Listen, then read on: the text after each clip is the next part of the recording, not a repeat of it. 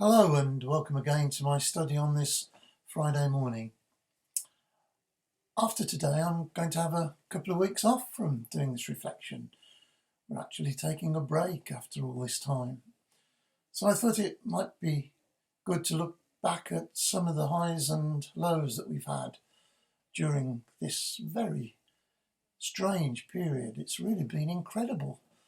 In the truest sense of that word, we would never have thought that what would happen would happen. And it started quite gently, really, with training in how to wash our hands to the tune of Happy Birthday twice. And then, of course, we had the shock of lockdown. I think it was a shock for most of us.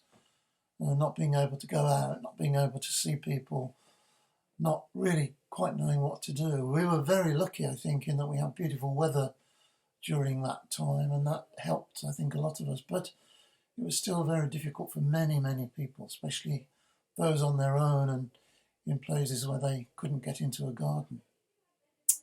And then, of course, we had the real shock of the closure of the Abbey. This building had been opened for hundreds of years, never had its doors closed. And all of a sudden, nobody could go in, not even the vicar. And we had to start thinking about what would we do to make sure that we could keep worshipping, that we could keep in contact with all of those people who join us at the Abbey every week and during the week for all the things that could no longer happen. And we decided we'd have to go to something called social media, which a lot of us had heard about but didn't really trust. Luckily, we had someone called Trudy Burge who proved to be absolutely fantastic and set us up so that we could record services and show them to people and record things like this and then put them out on social media. And we know that that's been a considerable success. Many people have enjoyed the services and enjoyed all the things that Trudy's been able to put on there. And by gosh, there have been some beautiful things. And then, of course, we had the trauma of hospitals being overwhelmed and the death of far too many people, often on their own, not being able to be seen by loved ones.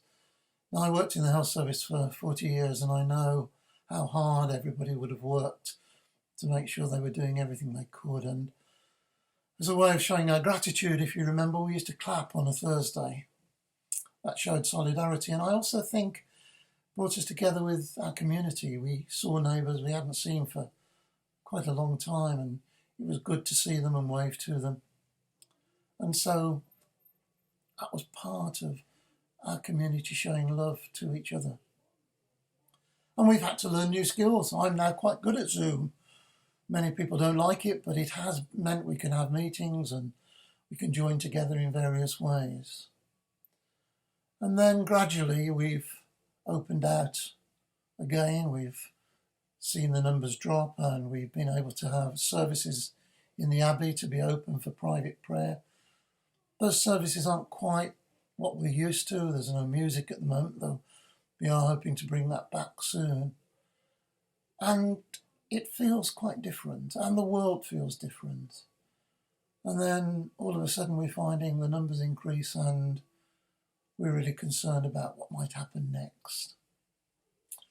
I think what all of that has shown and what we've been able to do through the internet and in other ways is to keep together, to join together in our faith, that constant of God who is there for us, who brings us hope, who brings us love always. And if we hadn't had the internet, I don't know what we would have done during this period. It's really been an amazing time just to do things differently, but to keep together, to know that our faith brings us together and that God keeps us together. Amazing. So it's been an incredible time, and as I have a break for 2 weeks, I hope everything goes well. I hope you'll stay safe, and I look forward to seeing you again in October. And I do wonder where the year has gone. But we are here. We still have our God. We still have each other. and that's a pretty good way to be.